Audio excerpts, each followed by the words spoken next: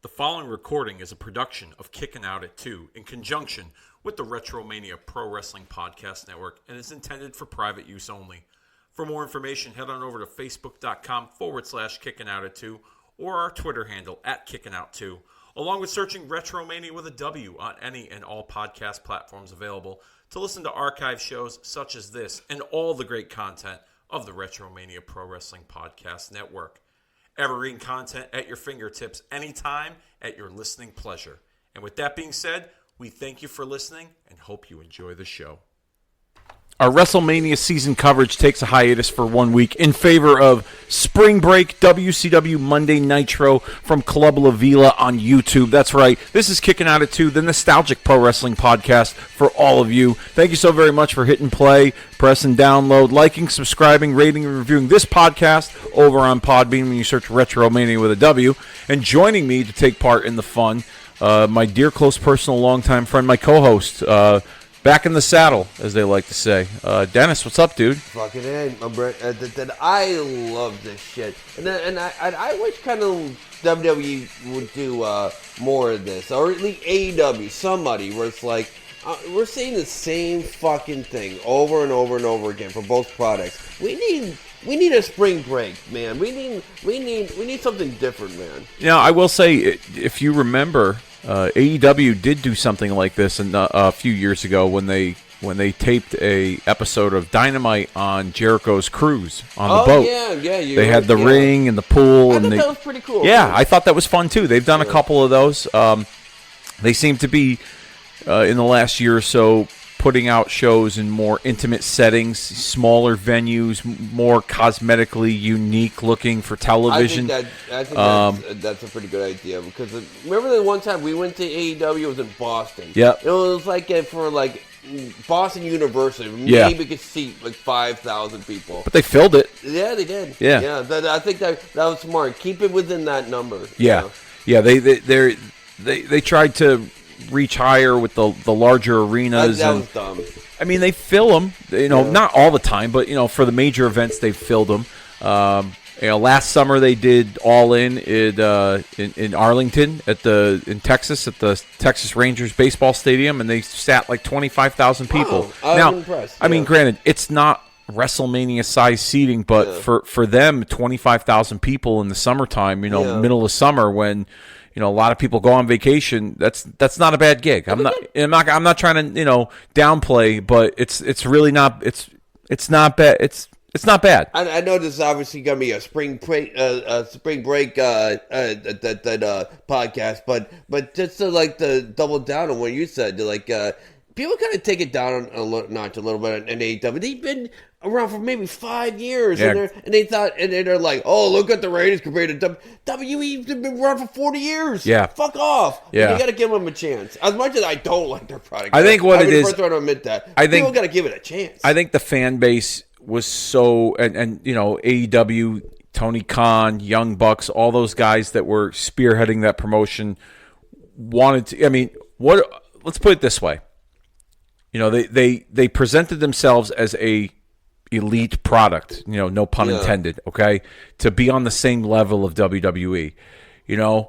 It's not wrong on their part to come in and tout themselves as being the best out there. Do you want them to come out and say, hey, come watch AEW, the second best professional wrestling organization in all of the industry? Not, exactly. So, I'm not a big fan of AEW. I watch some stuff. I haven't watched a whole lot in the last, I'd say year and a half, 2 years. Yeah. Because the show is just all over the place.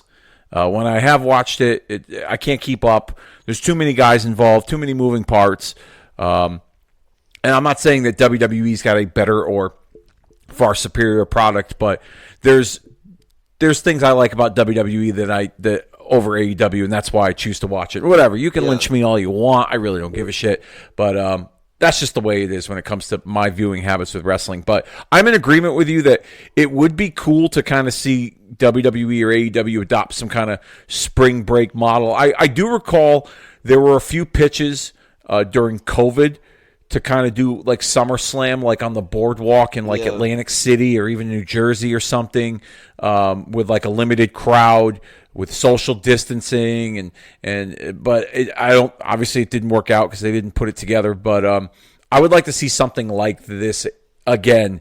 I'm not saying we need a wrestling ring floating in the swimming pool, but I think that'd be fun. I wouldn't mind it either. Yeah. So this episode of Nitro is on YouTube, where you can find it in the WCW Vault section. If you subscribe to the WWE Vault page, they have a WCW Vault section, and it is March 10th, 1997. Sting and the NWO take over Spring Break is what it's titled. This goes 1 hour, 33 minutes, and 10 seconds. Now, there are commercials, okay? I do not have commercial free.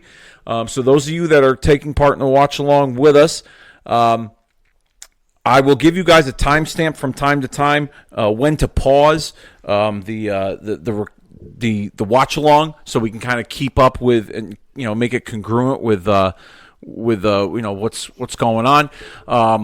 I'll do my best. It's the first time that we're going to do a watch along that has commercials involved, so sometimes they just kind of sneak up out of nowhere. But I will do my best to keep up with it so that you guys listening along as well can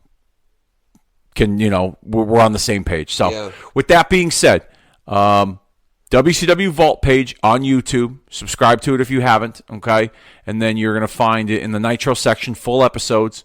March 10th, 1997. This is the go-home show to WCW Uncensored. Now, Dennis, I don't recall, I'm not sure if you recall this, but this Uncensored pay-per-view that's coming up was headlined by this interesting battle royal type of match. It was a 3-team battle royal, teams of 4. The NWO had a team consisting of Hogan, Hall, Nash, and Macho Man. WCW had a team that consisted of Luger, the Giant, and the Steiner brothers. And then Roddy Piper had a team that consisted of himself, Jeff Jarrett, Chris Benoit, and Steve McMichael of the Four Horsemen. But that was not his original team. His original team on Nitro was, or for the Uncensored pay-per-view, was disbanded on this Nitro show. The original team was John Tenta, formerly known as Earthquake, and then like 2 other randoms that I don't even know who they are. They might have been local tough men in the Portland, Oregon area. I'm not quite sure who these guys were. But on this episode, we'll see that Piper will end up joining forces with the Horsemen and having this team of nobodies sit out this this interesting battle royal. And the rules are 3 guys start out. They draw at random. Another guy enters. Over the top rope rules. The last team standing wins the battle royal. Now, if the NWO wins, they get control over WCW. If WCW wins, the NWO must disband. And if Piper wins, he gets a shot at Hulk Hogan and the world title.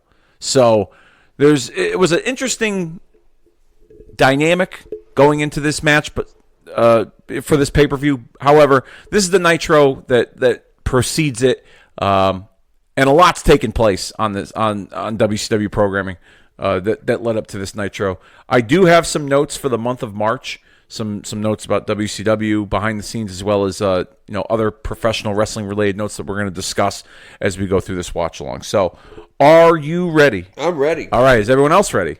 Just say yes.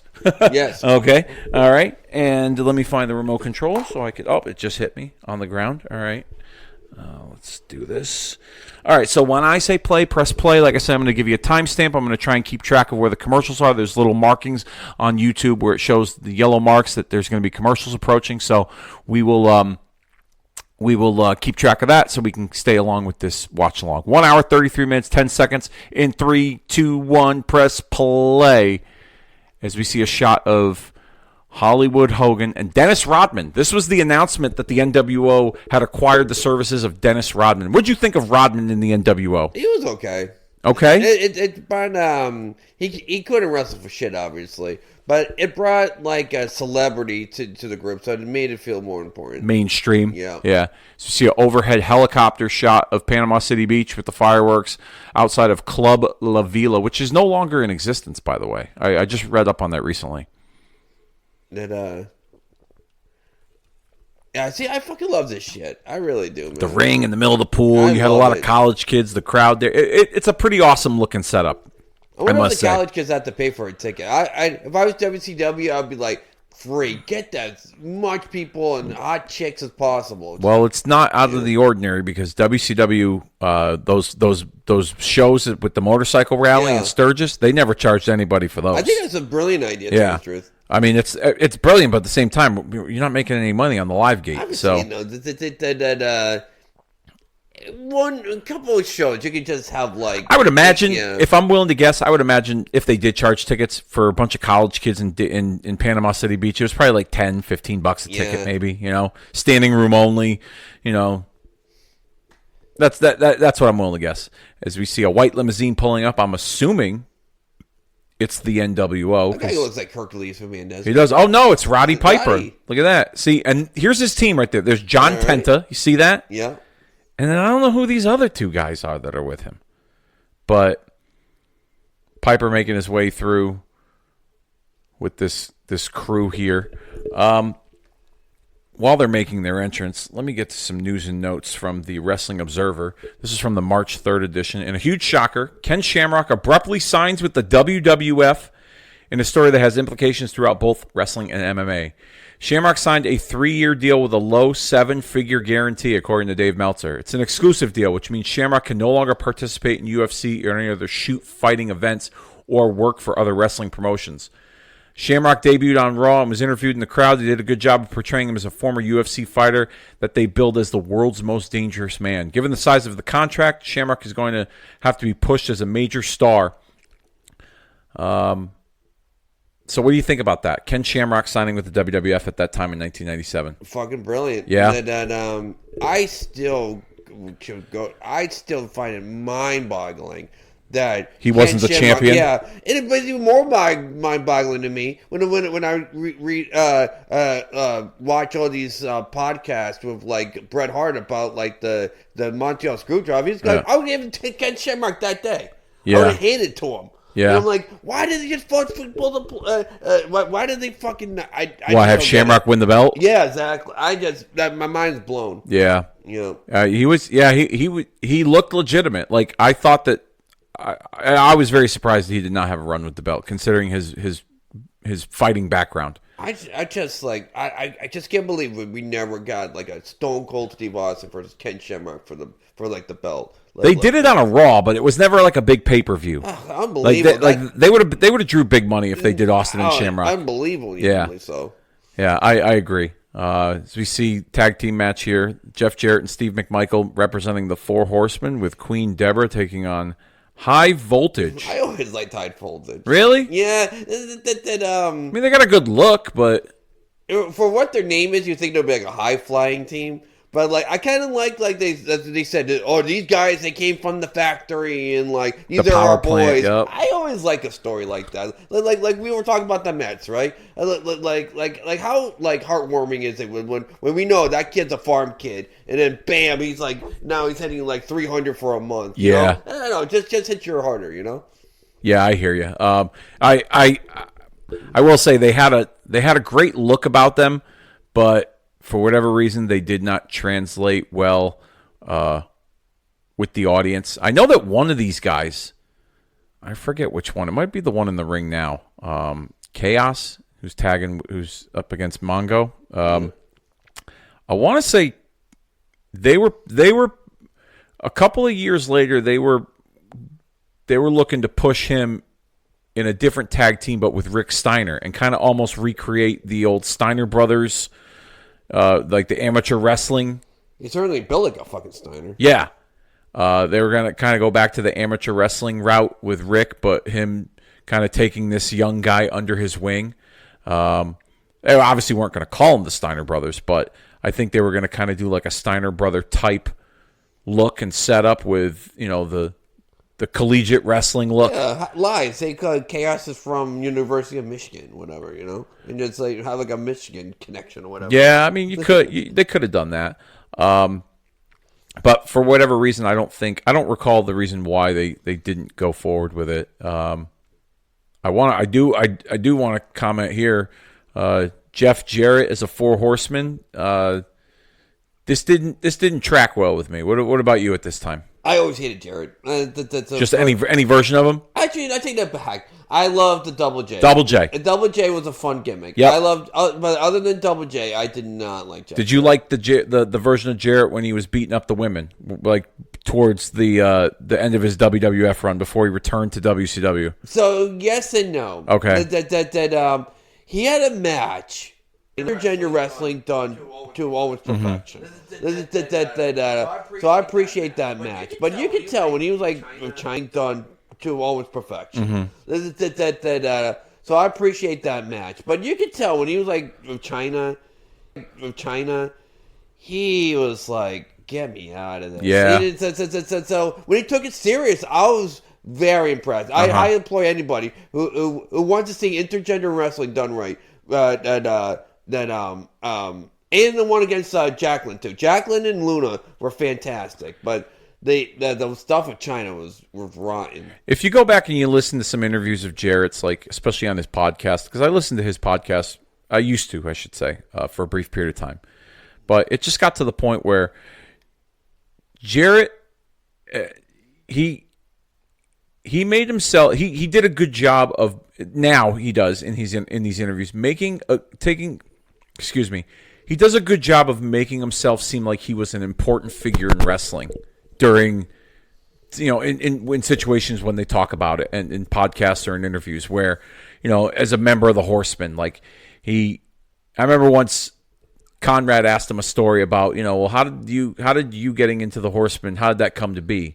And Jarrett hypes up this, he has this long drawn out explanation of like how they built the angle on TV and how he was this like sought out free agent and they hyped him up to be, this big star. And I don't remember it going down like that as a fan. Go down like that. Okay. Like he came out on Nitro. From what I remember, he came out on Nitro. They wondered if he was going to join the NWO, and then within like a week or two, he was a Horseman. And it didn't play out the way Jarrett at least describes it in the podcasts. So everyone was just dumb in the Horseman at that time too. It's like, how many installments of fucking the Four Horsemen can you do? I was checked out by the Four Horsemen. Yeah, this version of the Four Horsemen was not very good. I was not the biggest fan of Mongo, even though he had a personality. He should have just been left on the side. If he was just an enforcer, I think people like the bodyguard. Yeah. Okay. Yeah. Nice looking tombstone that there. Actually, was one of the better moves. 1, 2, 3. There you go. Match over. Horsemen win. I'm kind of with you there. If he was like the bodyguard, like not the fourth member, but like you said, an enforcer of sorts. Like, he came to the ring with all the Four Horsemen. Yeah. I would have been cool with that. Like they didn't need him. Like this version of the Horsemen didn't need a manager. But if Mongo wasn't the wrestler, it wasn't highlighted as a fourth Horseman, and he was more so a bodyguard to back up the Horsemen, I'd have been cool with that. Yeah. I was kind of surprised during this era that, given the way they pushed Mongo, that he wasn't. They didn't put him in the NWO. I mean, they put everybody in the NWO. Oh, he would have been the shits if he was in like a heel. No. I mean, he would have had a bunch of different people to kind of camouflage any negatives that he had. And then, I don't know. I get it. Yeah.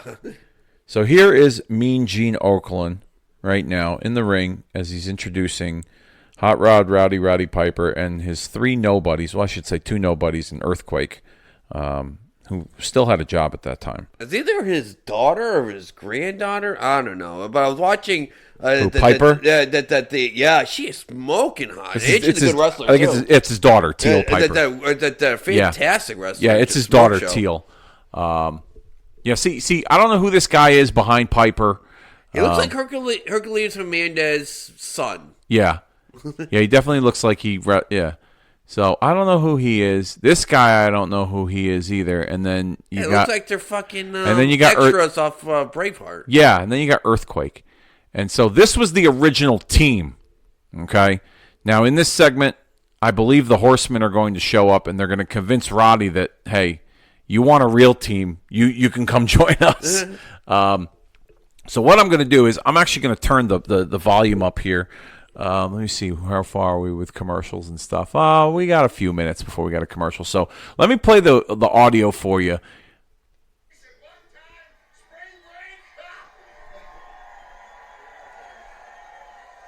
I've been seeing a little bit of that myself, yes. When I was a kid, spring break meant to me that the last spring my mattress is gone. That's how I got 6 kids. Uncensored!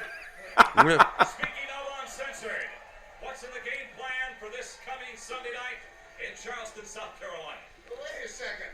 I tell you what, I got a lot to say about some critics here. You know, I've been just getting hammered by critics. Howard Stern, he won't have me on his show because he's afraid, you see.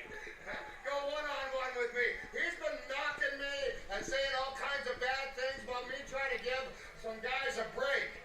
Well, Howard Stern and your private parts, let me tell you something about Howard Stern. Howard Stern is hung like a pimple. Uncensored. Wild field mouse. You know? And then let's take a look at the other side of this uncensored great pay-per-view we got. We got Dennis Rodman. Hey, Denny, number 1, it's a kilt, not a dress, so don't be pinching my buns.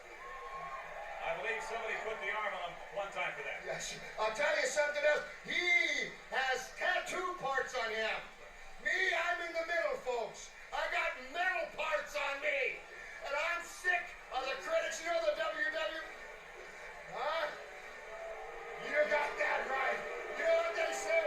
The WW says to me, over the television, we have no one-hit wrestlers in our pay-per-views. You're right. You have no one hip in your pay-per-views. That's why everybody's watching ours. And I'll tell you something else, WW, you're a liar. Uncensored, right? This is uncensored now. Oh, baby, because when I was in the WW and I beat the dog out of Goldust, I had one hip. What about that time? Huh? Get away from him. Tired of the critics. I'm going to tell you something. These men here got more guts inside of them. They may not be polished, but they're my family. And I am not a fair weather friend. I am not somebody that is going to take these people and walk away from them because all the critics are going, yeah, yeah, yeah, yeah. You know what, you critics? You couldn't put a damn diaper on if you had to, man. I think we know who you're talking about. This is my family.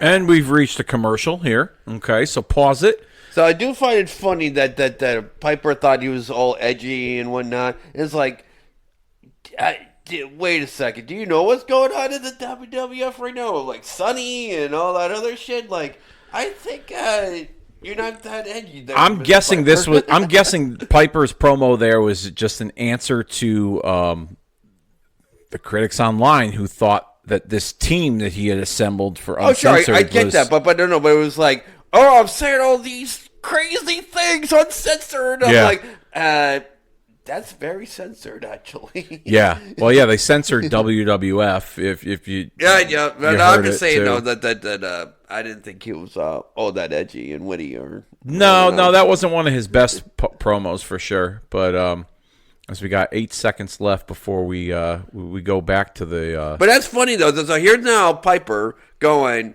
Oh, Uncle Dave, right? And then he and he pulls out the carpet, right? Then you say like, "Here comes the 4 horsemen." And Yeah. Like, oh, you're right. Yeah. What a fucking hypocrite. Yeah. He goes, oh, yeah, this is my family, and I will not turn a blind eye. And now we see Ric Flair and the 4 horsemen making their way out to the ring.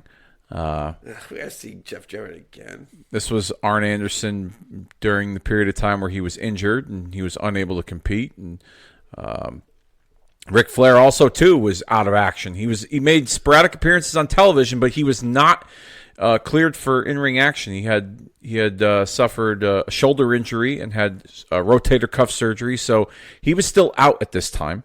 So picking up the slack was Mongo, Jeff Jarrett, and Chris Benoit. Let's take a listen to Arn Anderson. Guys must think an awful lot of you to have came out here last week and took the beating that they took to try to be a part of this. And gentlemen, with all due respect, you got a lot of heart. But this is a job for professionals, not amateurs. I love he say that right to Earthquake for the record. I know, right? One time before. Did they not forget he was the shark in the Dungeon of Doom? Hulk Hogan and the NWO have gotten to all of us. They've dropped Flair, they've dropped myself, and there's been one rule of thumb all through professional wrestling that has always held true. When a burglar breaks into your house, you don't squirt him with a water hose, you pick up something and you bash his brains out with it. Now we got a common goal, you and I. The Horsemen have had a lot of problems. Maybe you are the rallying point for the Horsemen to pull this thing together for us, and maybe we're just the thing to help you pull this thing off. Well, wait a second. I tell you, this is my family. I preach hard rock.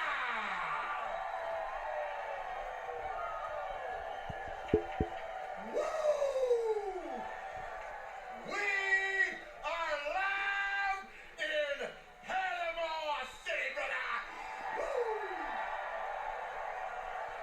Will you take a look at the talent in this joint? It's you and me, side by side. One more time, buddy. In a moment when I hate taking edge off the party, I came out here tonight with the Four Horsemen to tell you, my best friend, that in all fairness, you have broken the rule that we always live by. Never overmatch yourself. You've done it! You've put Hogan to sleep twice, but he'll stack the deck. He'll come back with Hall, Nash, Savage, the whole gang. You can do no more. You can do no more on your own. So I'm saying to you, the enforcer, the baddest of them all. They got Dennis Rodman. We got an all-pro tackle that'll make Rodman into a basketball. And Hogan, to you, let me say, the stupid little man wants back in the game. He wants to stand with the one and only Hot Rod. I want you to take the Horseman. I want you to walk the aisle. I want you. Come on. He's offering the Horseman to it.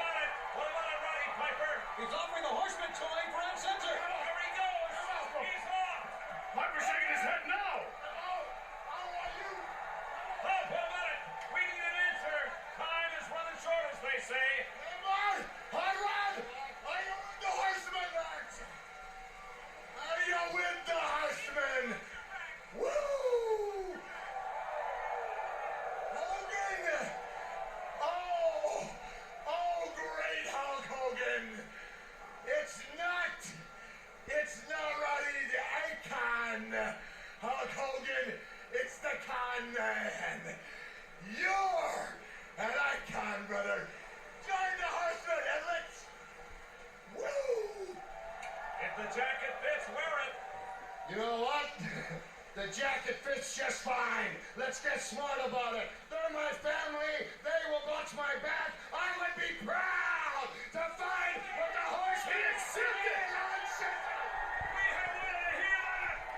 Look at the other guys in the background. They're like, yeah, we agree. I'd be like, fuck you then. Yeah, I know. This is that was their way of getting. That was the best way they could get out of it because they probably realized, oh shit, this is like, look at the mismatch. I mean, with the exception of Earthquake. But they had an angle. He actually he almost could have did it. Where it's like, you're my boys. I stand back, you fuck Milsner. Now here comes the Four Horsemen. And it's like, after what I just said, you think I'm going to back down? Fuck you, Horsemen. Yeah. That maybe then at the pay-per-view, if you want to get out of it, the Four Horsemen beat the shit out of them with chairs. Yeah, it could have been or it could have been a situation where, I mean, you could have had the NWO jump these three guys, and Piper's got no team. That's a good way of doing it. And then the Horsemen show up, and they're like, well, "Hey, you need help? We're here," sort of thing. Instead, they kind of made these guys look inferior, and it made Meltzer right. Yeah. You bashed him, but he was right the whole fucking time. Yeah, it's yeah. So, let's get into some other news that took place earlier in this month.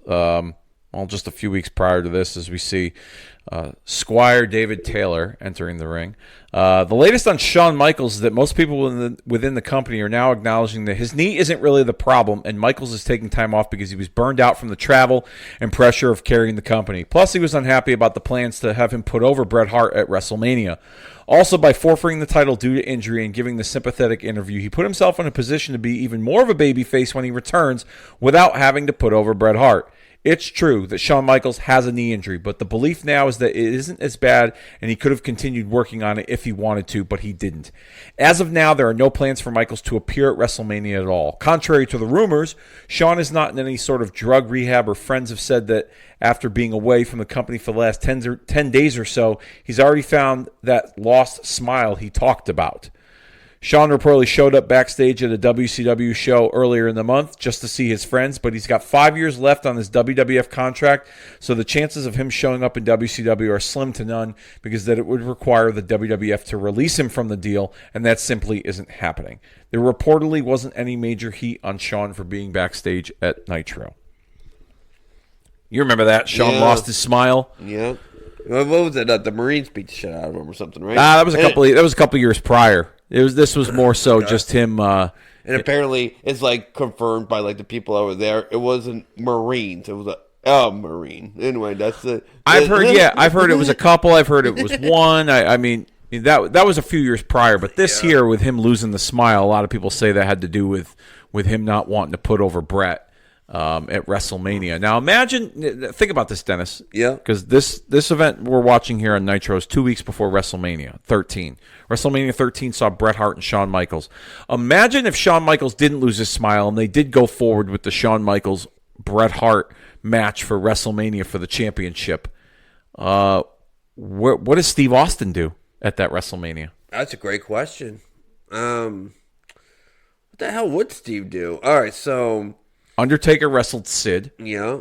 Maybe make that triple threat? I don't know. Yeah. That'll be the shit. NWO's here. Yeah. NWO's here. You see Hogan, Randy Savage, Miss Elizabeth. Whew. Man, she's still maybe make Steve Austin. So we had Shamrock as an enforcer, right? Shamrock was the enforcer for Austin and Bret. What if Austin was the referee for Shawn and Bret? Yeah, exactly. And he screws over Bret. Maybe. I don't know. I feel like maybe we would see like Austin. I feel like maybe we would see like Austin Undertaker at that WrestleMania, or we would see Austin and Sid. I can't see them just shoehorning Austin into Bret and Shawn. Yeah, but great he was a heel too. How you make him a baby face? You know, I don't know. Oh, look at this. Oh, what's going on here? The NWO show up and they already got a man down. That's got is that Norton? Who is that? No, that's Wall Street. Oh no, IRS. IRS. Oh man, someone got the tax man before April 15th. Look at this. Yeah. Back to the action as we see Squire David Taylor and Prince Iaukea, the World Television Champion. I always love when people when they did that, when it was like you're in the middle of a match, it's not a banger, and then they go in the back. It felt like it was real. It felt more real when they did that. Yeah. That organic stuff was new at this time. You didn't see a lot of that, but when you did, it felt important. Yeah. Absolutely, yeah. Yeah, Shawn not wanting to put over Bret, and it leads to Austin and Bret. I mean, Austin can thank Shawn for losing his smile because who knows what he could have done, what he would have done at WrestleMania had Shawn played ball. and wrestled Brett. Oh, look at this. 1, 2, 3. The Prince. There you go. With the victory over another Brit. He beats Regal for the title, and now he beats Regal's buddy Squire David Taylor. I was always kind of a fan of Prince Ike, I won't lie. I remember you and I having this conversation briefly about Prince Iaukea and your... When he did the formerly Prince Iaukea with Paisley, not my favorite. But no, the Prince song I liked. I thought he would have been. He was a nice addition to the cruiserweight. Yep. You know, it gave him a little bit of TV time here with the stuff he did by having him win the TV belt, and he's facing Regal. Oh my God, it's Jim Powers. Jim Powers with Teddy Long. Yeah. And that salmon-colored sports coat I like. My favorite Jim Powers story is that I was watching Jim Powers do a shoot interview, and apparently he went to Vince. He was during the 1, 2, 3 when he beat Razor Ramon, and he goes, "Hey, you could do that with me, yeah?" And Vince goes, "I guess I could," and he just walked away. There's a funny story that involved Jim Powers. Bret Hart spoke of it at his Hall of Fame induction ceremony. So I guess Owen Hart had what did he do? He pranked Jim Duggan, prank calling him on the phone and telling him, you know, come down here. You're a lousy wrestler. I'll beat you up. You know, like in the lobby of the hotel. I'm sorry. So he was checking in at the front desk, and another wrestler, happened to be Jim Duggan, was on the phone with the front desk. So Owen asked the front desk clerk to give him the phone. Gives him the phone. He starts talking shit to Duggan. He's like, "Oh yeah, you're a phony wrestler. I'll come down here. You know, you come down here and find me. I'll beat you up. You know, all this other stuff." Got Duggan all riled up. Hangs up the phone and tells the front desk clerk, says, he goes, "Yeah, if he's looking for me, tell him it's Jim Powers." So Duggan went after Jim Powers in the locker room like a few days later, and had his they had some words over it, but. You wouldn't crack up, though. And, like, some of these wrestlers got to take it down a notch. If they did that, I would have laughed my ass off. I mean, this was during an era where they were still trying to make people believe it was real. Yeah, meaning, exactly. like, you know, so, like, I get, like, you're trying to keep up with that persona. You were living your gimmick in some form or fashion. Eddie Guerrero, Jim Powers here on this Spring Break Nitro. Not exactly a match I expected to see, but here we are. And you know what makes me mad about Eddie Guerrero?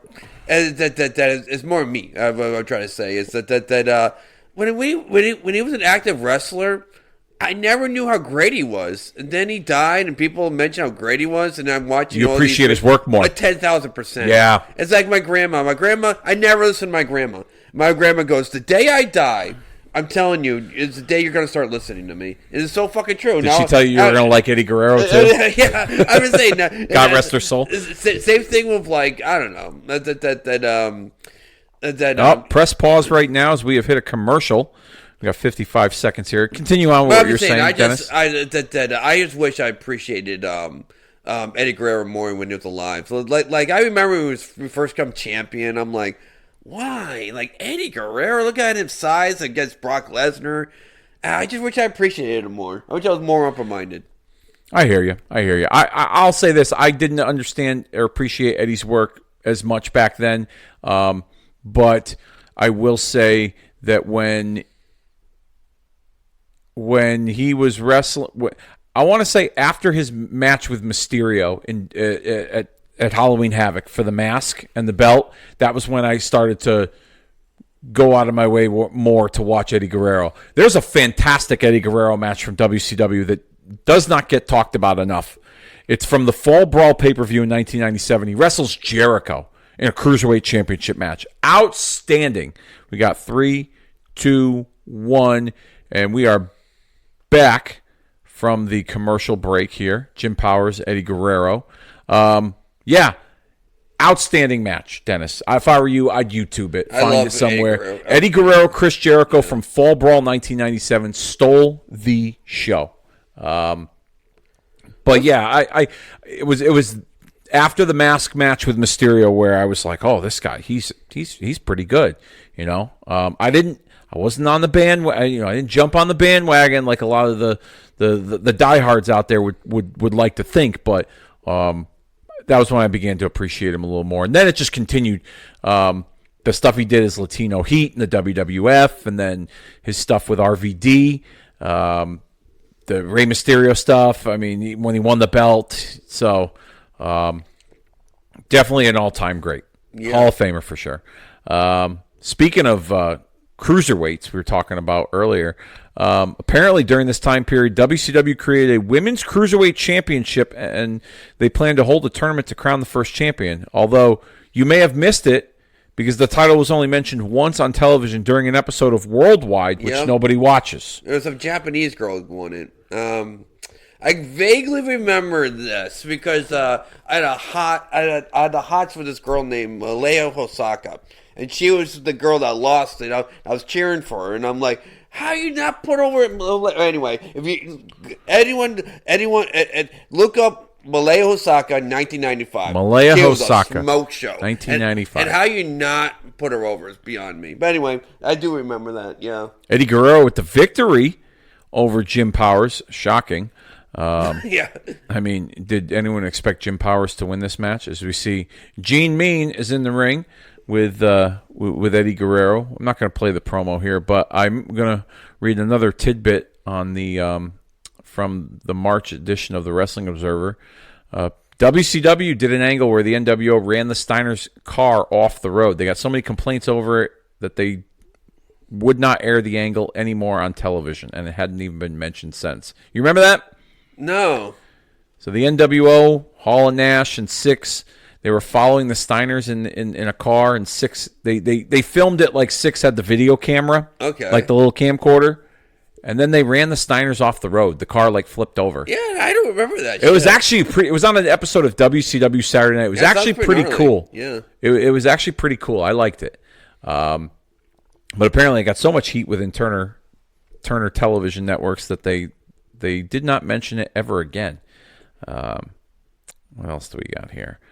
This was also during the period of time where ECW was a part of Monday Night Raw programming. What were your thoughts on ECW on Monday Night Raw? I tell you what, I didn't understand it. I loved it because here I am watching this product at 2 a.m. and I'm like, finally, can I watch it at a reasonable hour? That's what you got out of it? Yeah, I popped right, saw Sabu. I was, fuck you, Jerry Lawler, for being like, hey, look at these midget wrestlers. Like, fuck you. No, I'm just... I love Jerry Lawler, but anyway, I didn't get why he was bashing the product. But anyway, I just never understood, like, ECW was gaining momentum and WWF is promoting it. I just never understood it. Like I said, I was happy that like I said, I didn't have to go to MSG 2 o'clock in the fucking morning to watch the product. But yeah, I don't know, between Jerry Lawler and I don't know, I kind of wish they didn't do it.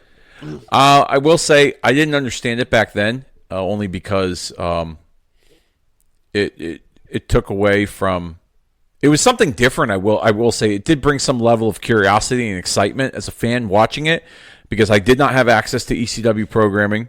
It made me search for it, on the Madison Square Garden channel. Yep. Every Saturday night at 2 o'clock in the morning if I was allowed to stay up that late. But I didn't understand what they were trying to get out of it. It was more so promotion for their pay-per-view, which obviously it benefited ECW, but I was looking back on it. It would have been neat if that had led to something with the ECW wrestlers at WrestleMania. Like, let's say, like Jerry Lawler against like Tommy Dreamer, or Jerry Lawler and Rob Van Dam against Tommy Dreamer and the Sandman at WrestleMania that year. You know what I mean? Cool. Like, that would have been kind of neat. That would have kind of put a shot in the arm to the programming and to that WrestleMania card itself. But there was one of the back and forths that Lawler and Heyman had on television. Heyman made reference to Lawler's legal troubles a few years prior when he was accused of statutory rape. And then Lawler responded with a comment about breaking Paul Heyman's jaw, which is a legitimate true story. Have you ever heard that story? No. So when when Heyman was a manager in Memphis. I forget who he was managing. I want to say, I don't remember who it was. Anyways, it was involving a match with Lawler. And there was something that was screwed up with the finish. And Lawler had told Heyman, like, prior to, please don't do this. Or there was some sort of miscommunication. They had a disagreement about something. Okay. And Heyman did exactly the opposite. And Lawler threatened him that if you do this, I'm going to break your jaw. Well, he broke his jaw. I tell you what, punched him right in the face. Actually, let me look up the. Jim Cornette kind of told the same story where it's like he goes to the motherfucker and he was, like he was gonna bash Jim Cornette's knee with the phone, right? And he goes, "Paul, don't hit this knee, hit that knee," and he bashes the fucking other knee. And it's like, this guy's a fucking idiot. Anyway. I just hear a lot of stories about that when Paul Heyman's like I don't know, he loses his focus or some shit. Yeah, it occurred in the Memphis territory. Heyman was booked for a scaffold match. Oh, a scaffold match. Oh, so this is what it was. He was booked for a scaffold match, but refused to climb the scaffold, citing fear of heights. Yeah. So Lawler, it angered Lawler, and Lawler threatened to break his jaw, and he ended up breaking his jaw. I do. Heights are not my thing either. Let me find it here. All right, regardless of that. The ECW stuff with Heyman and Lawler, that would have been interesting if that kind of culminated at WrestleMania. And it would have been a feather in the cap of ECW for them to get promotion for their big pay-per-view a month later on WrestleMania. It would have been fun if they did like a in your house in Philadelphia, and they had like a couple of the ECW guys have like I don't know, do like Jerry Lawler versus some mid-carders versus Tommy Dreamer, Sabu, and some other guy. You know what I mean? Yeah, I would have been on board with that. That whole ECW invasion angle actually started at In Your House in Philadelphia. If you remember the Mind Games pay-per-view. Oh, I'm being a fool. You're right. When Sandman and Tommy Dreamer were sitting front row, and they got involved in the Bradshaw Savio Vega match, and they had security get involved. And the story behind the scenes was that the locker room had no idea. Only like 3 or 4 people in the whole company knew that the ECW guys were doing this. And the locker room almost emptied out during the pay-per-view when they did this. That would have been an interesting fight. I know ECW, like they're not the biggest guys, but they're legit tough. Yeah, there are some legit. That would have been a fun fight. Yeah, there are some which legit. locker room would have won? That would have been a fun fight. But then you get like Vader and the Big Show, and then you're fucked. But then Yeah, Vader was on the roster at that time. Sid was on the roster. Undertaker, obviously. Oh, my God, this is a little sloppy here. This is Craig Pittman and Diamond Dallas Page, for those of you that are keeping along track with us. Trying to see if we have a commercial coming up in a few minutes. Page with the jawbreaker to Sergeant Craig the Pitbull Pittman. This was the hot period of Diamond Dallas Page, where he had just started. He had turned down the NWO, and he was headed towards a rivalry with Randy Savage. One of my favorite rivalries of all time. Now, do you think Page was deserving of that? Do you think it was you know how I feel. I always feel like you get two guys that are kind of going in like even, but in the Diamond Cutter, by the way. Yep, a beautiful one. But anyway, yeah, it's a perfect guy. Randy was heading. I hate to say it, he was kind of heading to mid card status. And Diamond Dallas Page was heading out of it. It was the perfect rivalry for the I thought it was perfection. Yeah. I love that rivalry so much. It's one of my favorites. The Spring Stampede match that they had when Page won was outstanding. You can actually check that out in our archives. You can actually check that out in our archives. We you remember that watch along a couple years ago? That was a pretty fun watch along. So you can check that out in our archives. Spring Stampede 1997, when Diamond Dallas Page wrestled and defeated Macho Man Randy Savage. Valvoline. The people who know use Valvoline. There you go. Diamond Dallas Page with the win over Craig Pittman. I mean, were they really not going to put Page over here? Let's play the audio for this interview because Page always cut a good promo. Monday Nitro, coast to coast on TNT, and the way that crowd accepted you and what you have done in World Championship Wrestling was very, very impressive to me. These folks have done it here again tonight for you. It's like I said last week, they know who the real deal is. And like we watched last week, we watched on the big screen how the previous week before, Randy Savage attacked me from behind, hitting me with something, knocking me out, tagging me with the NW. That's the audio and the lights that just went out for those of you that are watching. Hello. Okay, ladies and gentlemen, we are experiencing some sort of difficulty right now here at Club La Vela.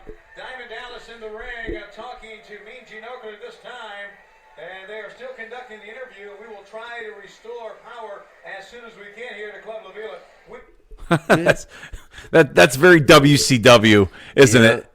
Isn't it? The lights go out, the audio goes out right in the middle of the show. You know what I would always have? Look at the helicopter shot. You see somebody running down the little ramp to get into the ring. If I had a multi-million-dollar wrestling company, I would literally have always a guy, and I'd be like, "What are you doing tonight?" And I'd be like a mid-carder, be like, "I have nothing." Bro, stay in Gorilla with us. Just in case we have an emergency and some crap, you'll be our run-out guy. If that ever happens, I would always have a run-out guy. All right, beat him up and or just put Diamond Dallas in a headlock and go Diamond Cutter. You know, that's not bad. Yeah, not bad. Little back up there. I miss Saturday nights, mate. WCW Saturday Night. I do. Yeah, it provided some fun moments pre Nitro. It seemed like the Saturday nights after Nitro debuted. Was just filler, and then once Thunder came on board, it got even worse. But I missed the simple days where you watched the best matches for WCW was on Saturday. We're gonna try this again. Yep. We're gonna try this again. Page and Okerlund in the ring. Page looks so pissed. I'm gonna play the audio for this again. Randy Savage, certainly, along with other members of the NWO, have not been acknowledging you as of late. What do you make of this boy? What's it like? Savage, you snaps that much that you forgot my name? You think after you left me laying here and gave me my free ride to the hospital, which I checked out with in good condition, you think I was just going to forget about you? Like you obviously forgotten about my name? Well, Savage, you're going to remember my name. It's Diamond Dallas Page. But you, monkey boy, are going to remember me as DDP. Here originator of the Diamond Cutter, Diamond Dallas Page. Tony, let's get back to you. If I was in the crowd, if that was the same promo, I'd be like, "You just said that." Of course, you're gonna be the one to do that shit. Can't just go along with it and be like, "Oh yeah, it was production error or whatever." No, you got to fuck the whole thing up. Yeah, you got to remind them that that the magic trick was exposed. I do hate when the crowd just instantly shits on something like Danhausen, right? I recently just saw the Danhausen. Who the fuck is this? Galaxy? Oh, you never saw Galaxy? No. Get your head. No, I'm fucking with you. Oh, okay, I was about to say, I thought you knew who this guy was. The guy looks like Juice Another Liger a little bit. Yeah, a little bit, yeah. All right, so Danhausen. But anyway, I was just saying, people are booing the shit out of him. He's different. Give him a chance. He's not my favorite. He's not my we're going to commercial here right now. Sorry about that. Did we just go on a commercial? Yeah, I know, right? Yeah, but anyway, give Danhausen a chance. It's like he's different, and right now, if there's a time where WWE. Yeah, WWE. Thank you. Jesus Christ. That needs something different. Is definitely Danhausen. I'm not against having someone a part of the like him on the show. Like he can there's a place for him. Okay. I just didn't think that this big reveal out of this crate at the pay-per-view or the PLE they call it was appropriate. They could have saved that for a Raw or a SmackDown. That's exactly where they should have did it. That's just my opinion. Yeah. Okay. But at the same time, for wrestling fans to think that that reveal out of that crate was going to be like someone like Jericho. All right, we're at 3, 2, 1, and we're back. From commercial. Didn't think someone got hurt or pulled from the match? I thought it was going to be Jericho, replacing that person. Jey Uso was taken out of the match, and they ended up replacing him with Logan Paul. Okay.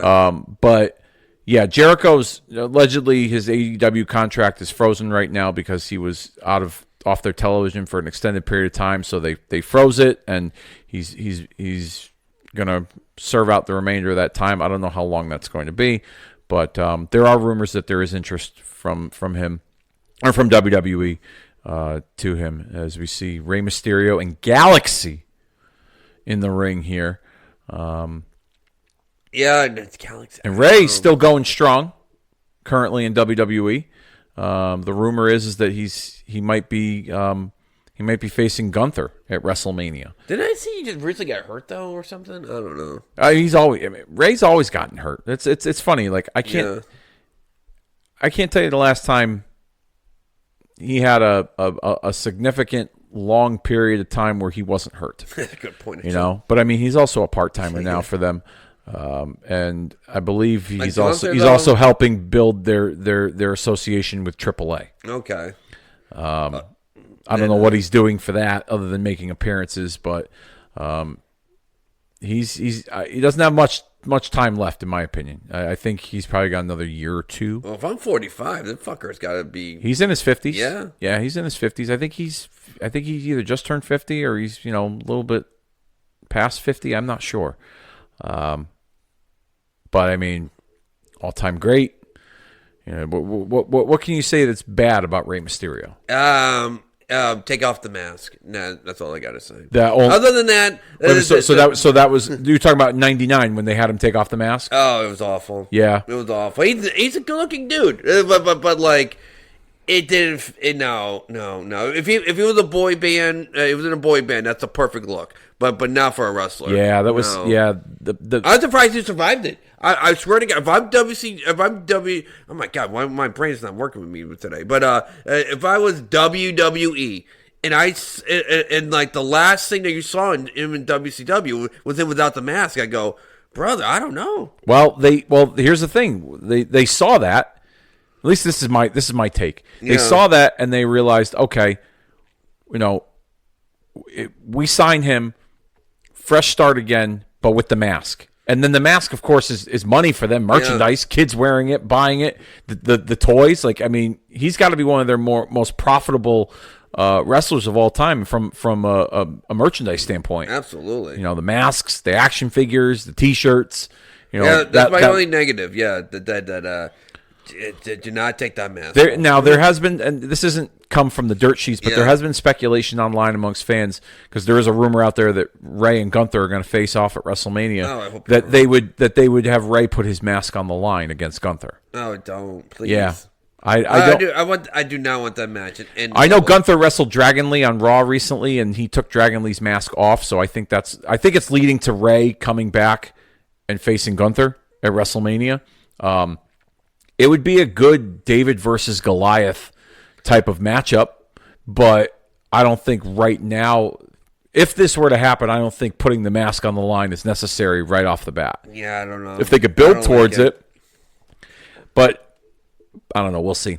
I would like to have isn't Sheamus like flirting with retirement? Like have Sheamus versus Gunther. And I wouldn't be against that match either.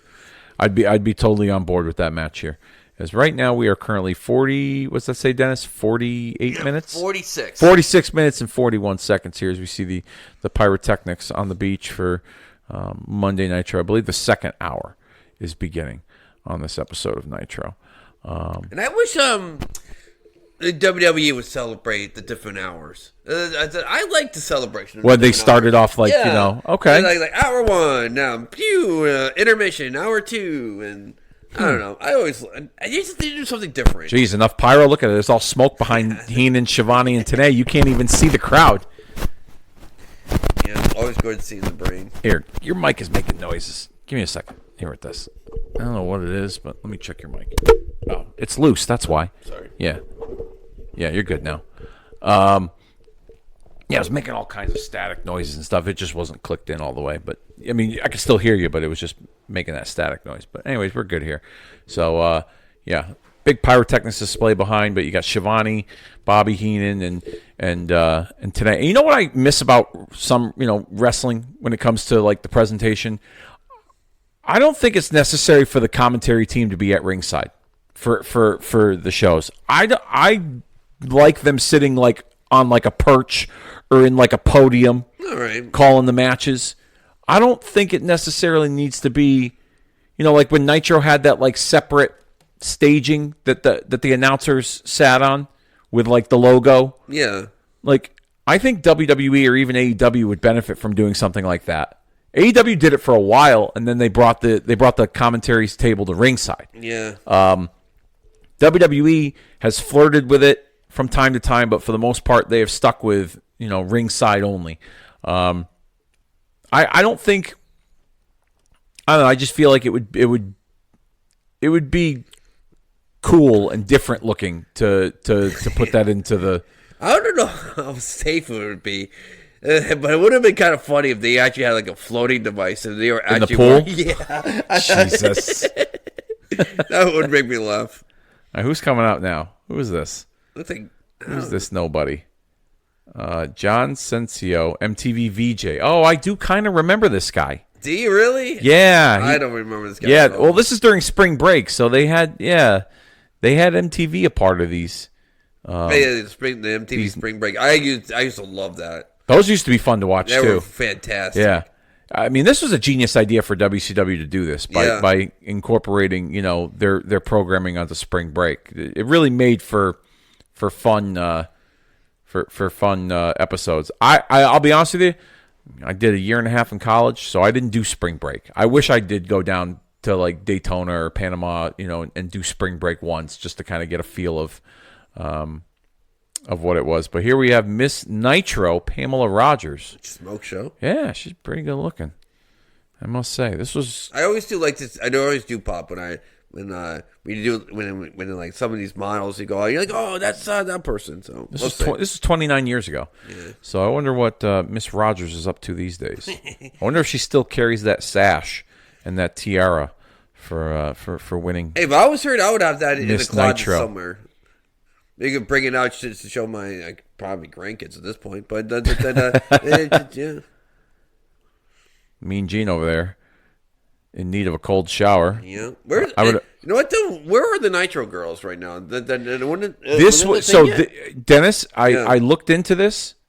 This was the era where the Nitro girls hadn't been introduced at this point. Okay, so they wouldn't introduce the Nitro girls till later this year. So there was no Nitro girls for this spring break episode. That was a fantastic. That was a fantastic idea by Eric Bischoff. It was. It kept the live audience engaged by having it was almost like sideline cheerleader dancers. That's what I mean. It gave the audience. It gave the audience in between commercial breaks something for them to look forward to. And not just that, for like you said, the cheerleaders. It felt like it was more like an athletic event. Yes. Absolutely. I couldn't agree with you more. Speaking of athletic events, or someone who was missing out on athletic events, Yokozuna during this time period apparently lost more than 200 pounds because he was retaining an absurd amount of fluid, which caused an almost immediate 100-pound drop once they let go of they released the fluid. Allegedly, there was plans at that time to do liposuction, hopefully get him back to a manageable weight so he could return to the ring. There had been talks, I remember, of Yokozuna being a part of the the Hart Foundation versus USA angle, where he was going to be a member of the Hart group. What? It's they're heavy, they're bodyguard, with like Brett and Owen and Davey Boy and that was talked about. All right. But unfortunately, he didn't make it back to television. Yeah, I think that was a wise decision. Yeah. And he apparently died in a hotel in London. Yes. Because of, he wanted to be the fattest wrestler in the history of wrestling. Wait a minute. That's a thing? Yeah. Where did you hear that? I don't know, brother. But that's what I heard. That he was just going to keep on going. He was just going to keep on going and going and going until he broke the record. Interesting. Look at this motley crew here. We got Roadblock pulling up the rear, Greg the Hammer Valentine, and the amazing French Canadians of Jacques Rougeau and Carl the Pirate Pierre Roulette, with Robert Parker as their as their manager, against WCW's uncensored team of Lex Luger, the Steiner Brothers, and the Giant. Yeah. So this is pretty much a warm up for the WCW team. Who was Roadblock? Where have I seen that guy before? He used Roadblock. That's who he was. Oh, it's pissing me off. Pre-Big Papa Pump here. Yeah. And the dog-faced gremlin. And then we have the Giant, which I think, and I might be in the vocal minority, but I think it was not a bad idea when they introduced him as Andre the Giant's son. I don't know. I mean, he's got the size. There's history with Hogan and Andre. The story isn't that, unbelievable. How could you? I mean, I don't know. I just didn't see it being that big of a deal. I mean, when he talks, he doesn't have that, the French accent. Okay, but there's ways you can get around that. That's true, I guess. That's just me. I don't. I'm not gonna sit here and try to fight you on it. They put a kibosh on that pretty quick, though, didn't they? They did. I mean, they built it up for like a couple of months, but once they brought the rest of the Dungeon of Doom, I think they kind of quietly got rid of the whole Andre was my dad kind of thing. But I didn't have a problem with it because he was young, he was impressive looking, and to me it kind of made sense. That's just me. Now I'm just laughing. I'm like, which one of these things don't belong from the other? So you got all these relatively young guys, right? And then you got Craig the Hammer Valentine. Yeah, Valentine. I once saw a video, and this is how sad. Yeah, these old time wrestlers can be. This is. Jesus, these guys having trouble getting out of the ring, tripping over the ropes. I'm telling you, I saw this motherfucking Roadblock before. Yeah, as Roadblock. Yeah, he was Roadblock. I'm sorry, continue. So, Valentine once, I don't know if he got duped by someone pretending to be a promoter, but Valentine wrestled in like a wrestling ring in someone's backyard and actually got paid for it. Oh, man. Yeah. He's doing that bad? Yeah. This was a number of years ago. Yeah. This was like 15 years ago. But, they're calling in the hot tag for Andre's boy, his offspring, the Giant Junior. Here we go. He's going to pick up that roadblock that Dennis recognizes. I'm telling you. Look at this. Boom. Why wouldn't... And Team WCW with the win. There you go.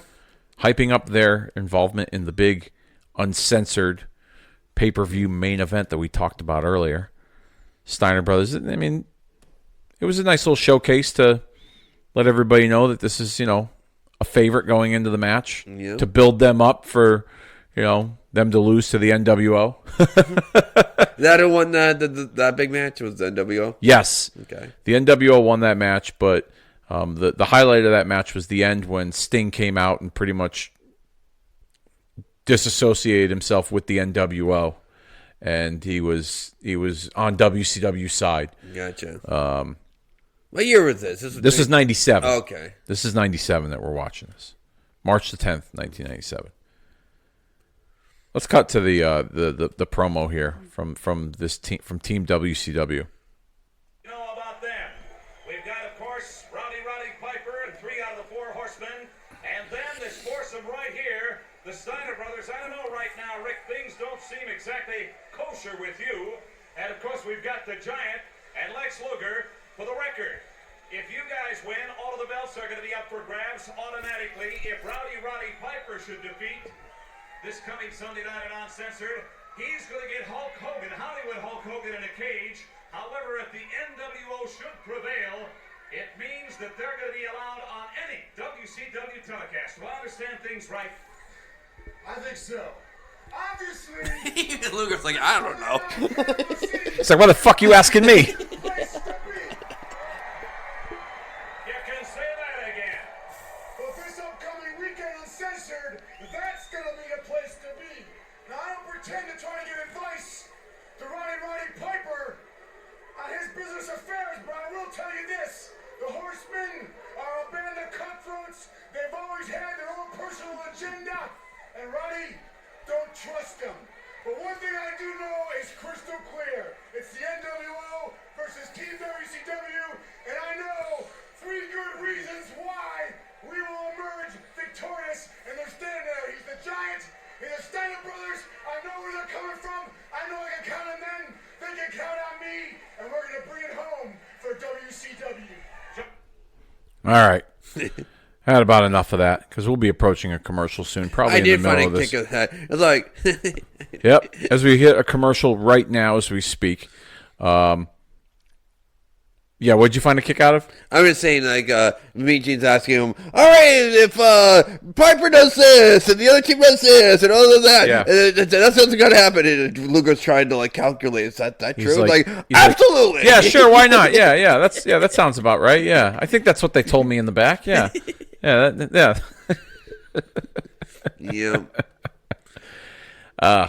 Never been a fan of Luger, for the record. Any version of him? Nah. Interesting. My least favorite was the Four Horsemen. Yeah, I never liked the. I liked Luger. The Lex Express. Yeah, I mean, well, yeah, that's I think the Lex Express could have. I think the Lex Express could have easily been parlayed into him being this like con man. Conning the American public, of thinking that he's, this hero. As we now go back to the regularly scheduled programming here of the Giant, Lex Luger, and the Steiner brothers in the ring. But yeah, when it comes to Luger, Lex Express, I was on board with it when I was a kid, but I can see why people didn't really get into it. I think it also came at a bad time. This was after Hogan left, so it was like almost like a carbon copy of Hogan again. And they did him no favors at SummerSlam. No, they didn't. But like, how dare they? But that's when they should have parlayed it into a heel turn, where like he could have been like this like con man. I don't know. I feel like he could have taken like the Kurt Angle route, where like he was like this overly positive all-American athlete, and he was overly cheesy, and the crowd just didn't really care for it. And then they boo him, and I don't know. I feel like they could have turned something into it, and then set something up with him and Brett. Anything would have been better than what happened. Yeah, and I would never understand that him winning by a count out. And then they dropped the balloons and the confetti from the ceiling. It's like he won the presidential election. It's like I know, what? right? Yeah, it wasn't his best version. That's for sure. Although when he came back to WCW, like this era, when he was fighting with the NWO, I liked it. I liked him. I'd always been a fan of Luger. I think given the right person, he had some great matches. Like the stuff he did with Flair when he left the Horsemen was pretty good stuff. Him and Rod Simmons are one of those. I would go down as one of the most unappreciated matches. Yes, that they were so good. Yeah, he did have some great stuff with Simmons. Stuff with Sting. Yeah. And even the stuff with the NWO when him and Giant tagged against the Outsiders was some fun stuff. When he beat Hogan for the title on an episode of Nitro, that was some really fun stuff too. So I mean, Luger's deserving of the accolades that he has gotten over the years, in my opinion. I'm glad glad we had this conversation because if Good Lord took me home 10 minutes ago, I'd be like, oh, one of the most overrated wrestlers of all time is Luger. I still believe that. But this conversation is making me appreciate him a little bit more. Okay. All right. Yeah. That wasn't my intention, but, no, I appreciate it. You brought up good points. And I'm like the Ron Simmons matches and it wasn't his fault. It really wasn't his fault. The Lex Express that no, that was a terrible idea. Give him the fucking title at SummerSlam. Then fine. If you think it's going to be a failure, whatever, have him drop it at Survivor Series or whatever. Yeah. The horse has left the barn. Yeah, he could have been a transitional champion. Yeah. I could have seen that. Absolutely. I would have been all right with that I'm just for saying, sure. The horse has left the barn. You had to. You forced your hand. You had to make him a champion. Yeah. Ultimo Dragon with Fucking Sonny love him. Ono against Juventud Guerrero. So this should be a good match. It should be a good match. They say the biggest diva in this area was Juventud Guerrero.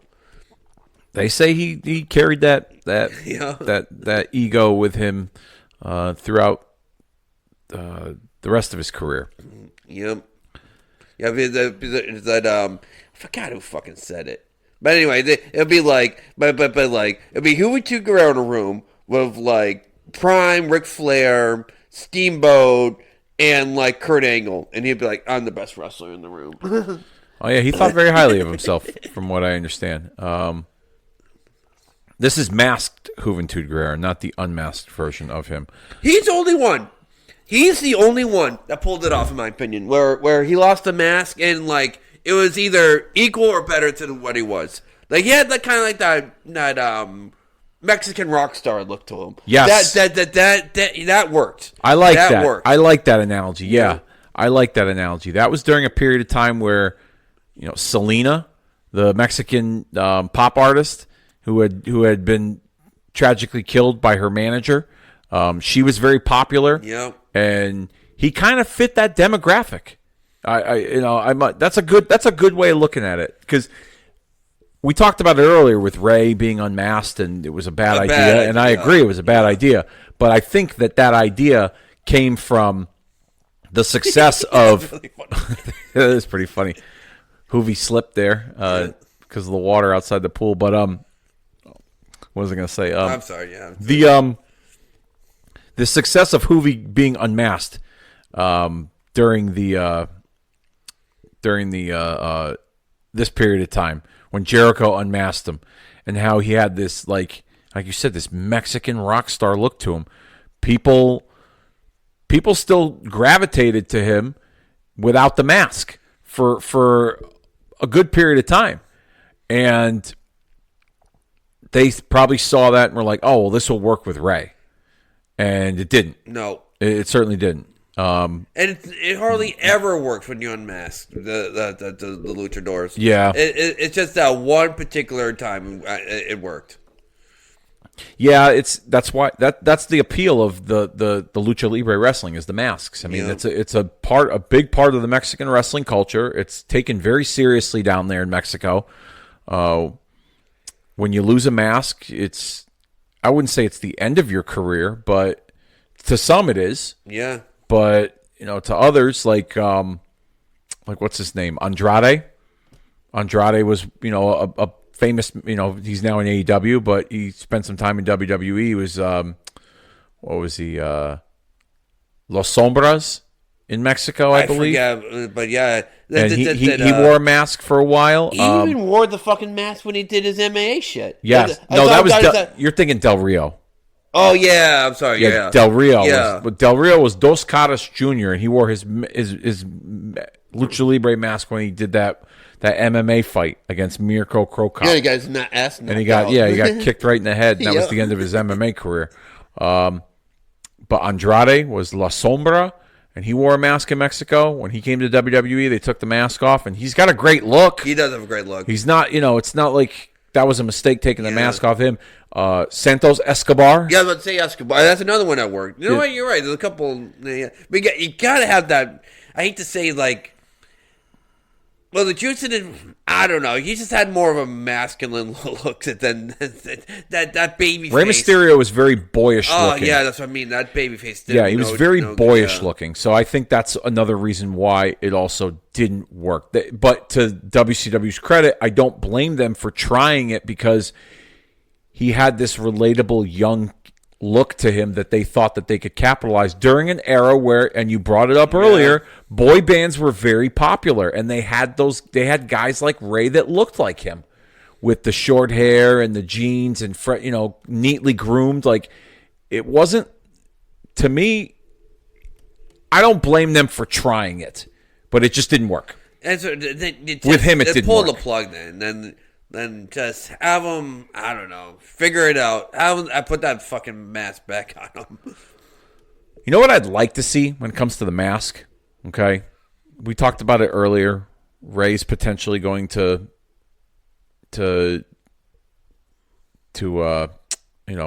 face Gunther, maybe, at WrestleMania. There's rumors. Yeah.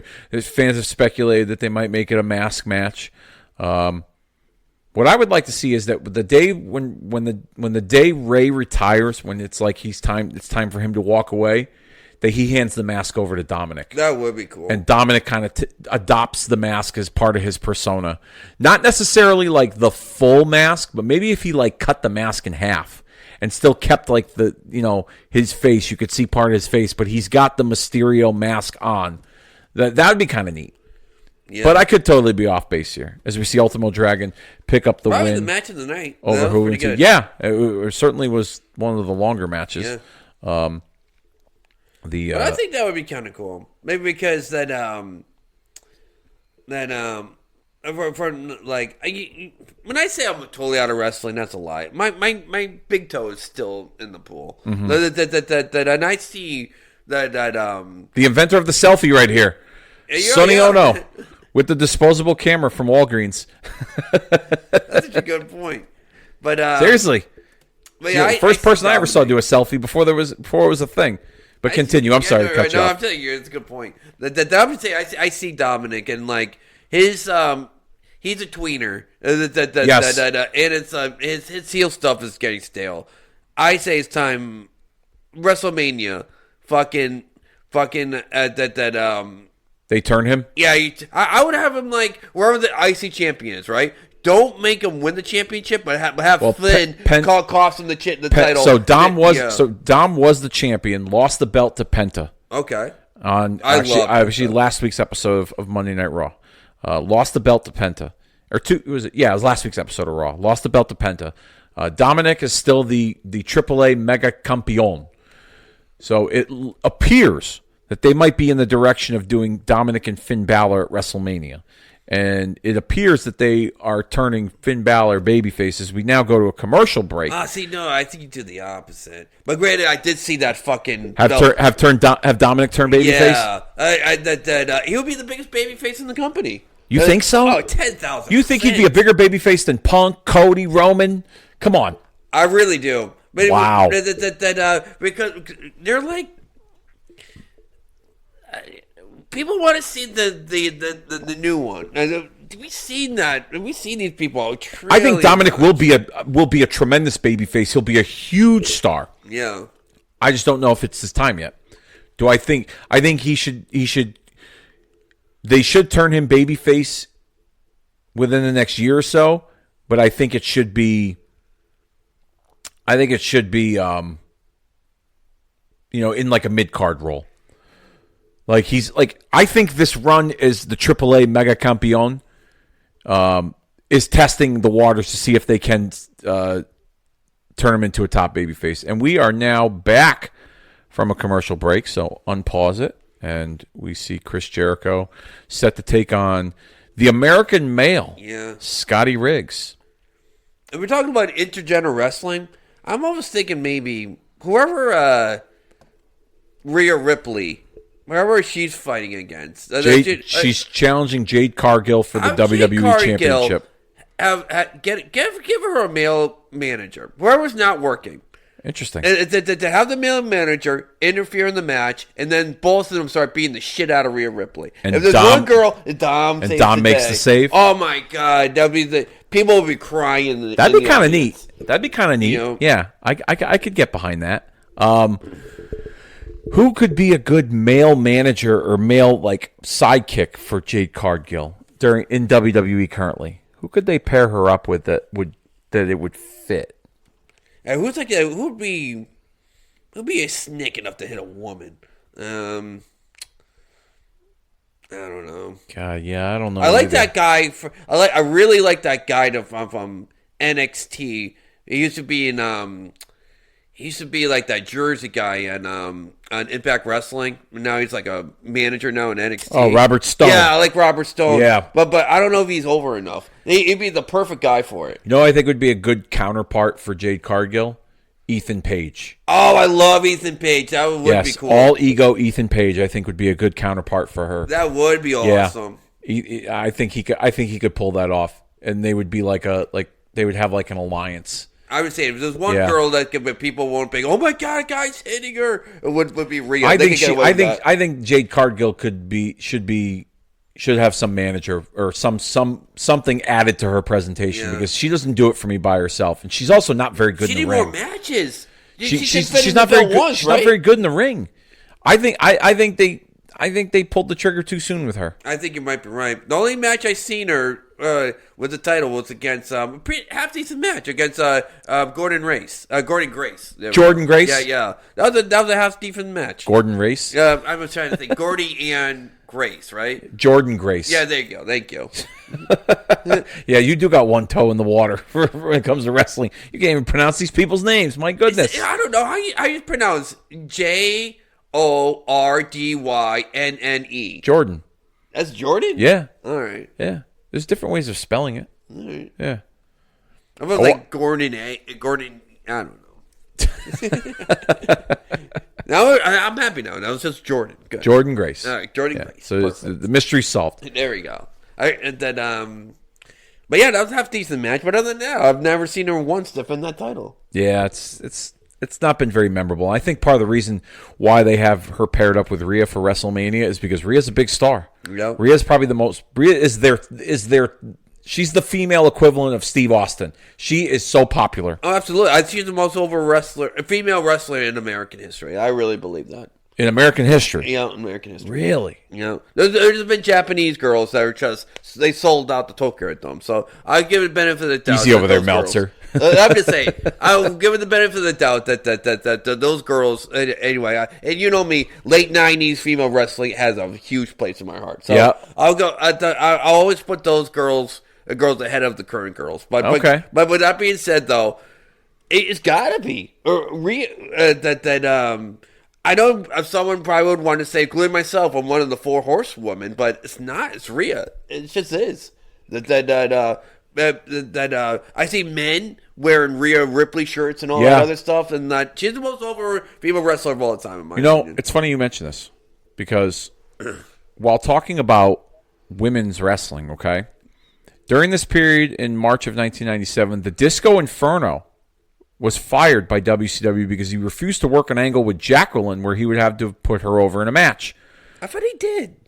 Well, he did eventually, but here's Buff in his really, really short gigolo cutoff jean shorts. My goodness. They should have did more, by the way, with the Buff Bagwell and Scotty Riggs. The American males? Yeah. They had like 1 or 2 blow-off matches, I think. They? Oh, him and Jericho. Jericho not happy. Buff got involved. And now they're ganging up on Buffaroony. You know he lost his leg recently? Oh, really sad. They had to amputate one of his legs. I give this guy so much respect. But he's trying. I guess he wants to wrestle one more match with one leg, just to kind of like go out on a high note in his career. That I give so much respect for Scott Bagwell. There is kind of a half famous like Marcus footage. Bagwell. Yeah. Who's Scott Bagwell? I fucked up. I'm sorry.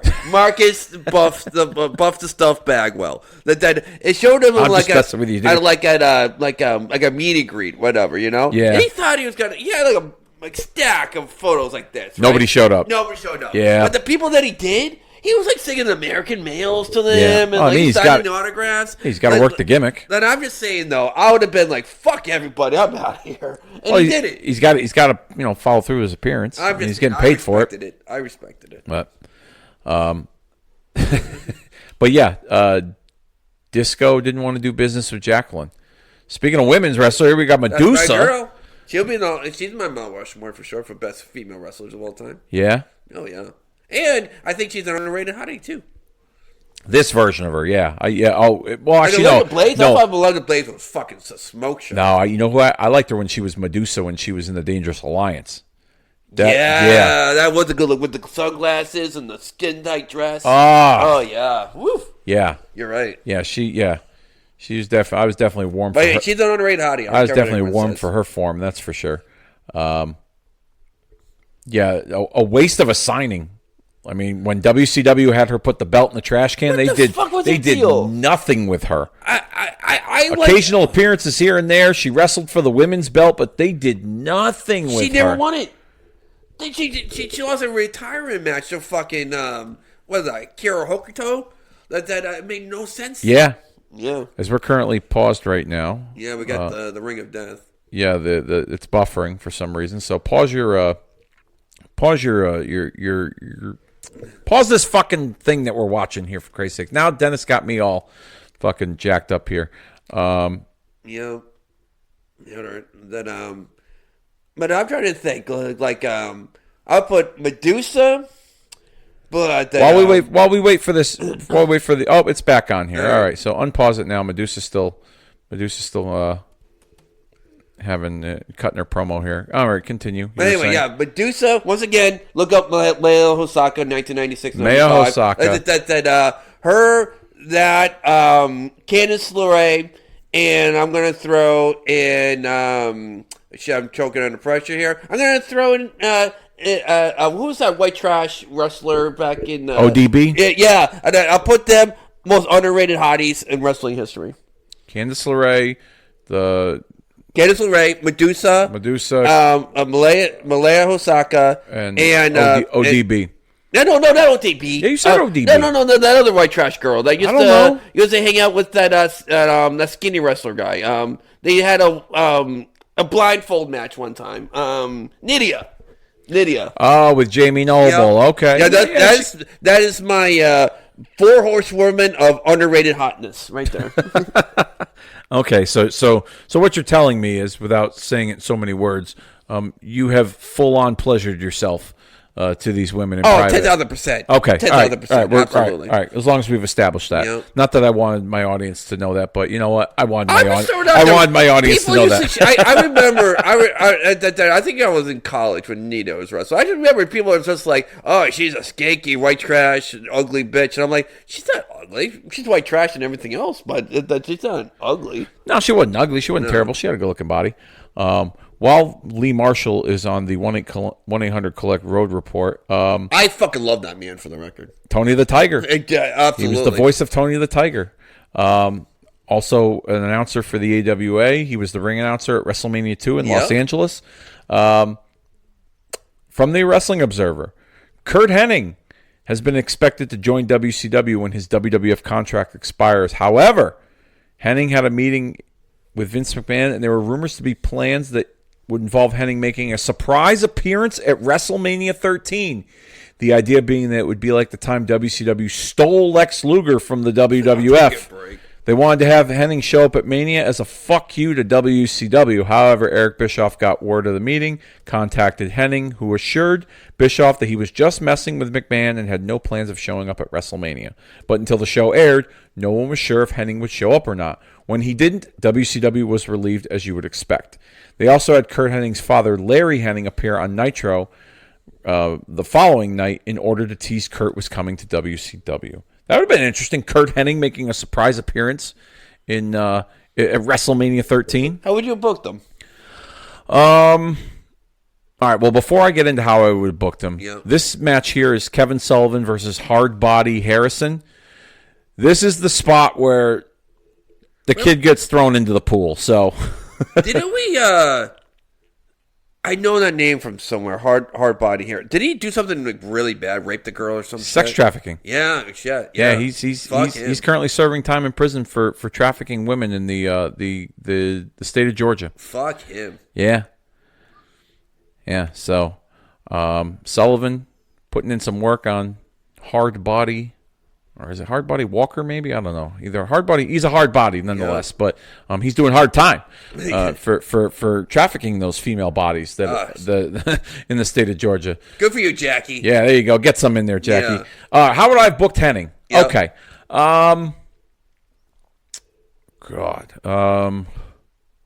There's a number of different ways you could. Well, all right. So there's one way we could have booked him. So. The last time Curt Hennig was seen on WWF programming, he had helped Triple H defeat Mark Marrow to become the Intercontinental Champion. He was kind of like a protege to Triple H.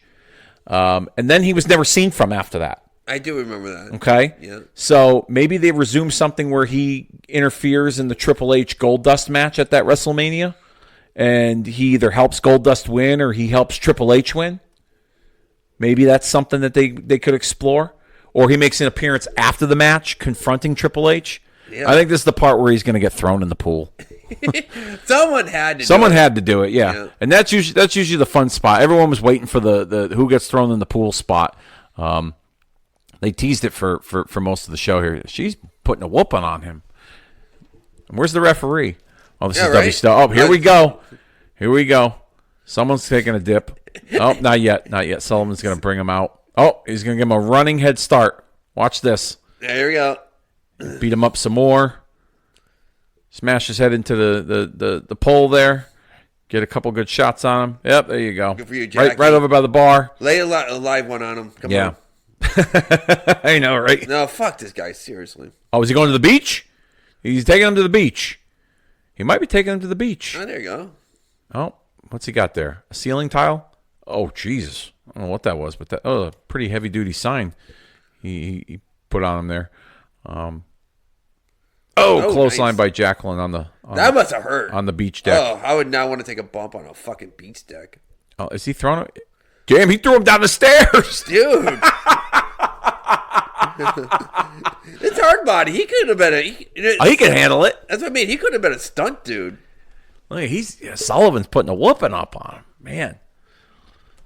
Oh, another shot there again. So yeah, Hennig could have done something like that, or maybe they would have gotten Hennig involved in like the championship match with like Undertaker, or I don't know, maybe something with Brett. Yeah. Oh, someone's going in the pool. Did you ever get a Mr. Perfect Undertaker match? Not that I'm aware of. No, that would have been awesome. Yeah. Or maybe Hennig confronts Brett after the match with Austin. Yeah. I don't know. Oh, someone's going swimming. 3, 2, 1, heave ho! Boom, in the pool.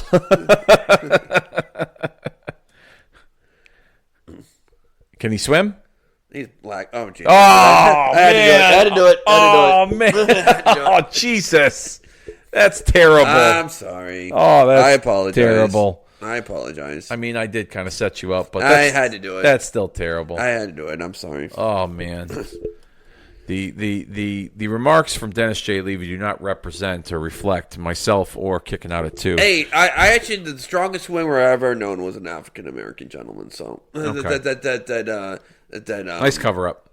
It was nice cover up. I got you.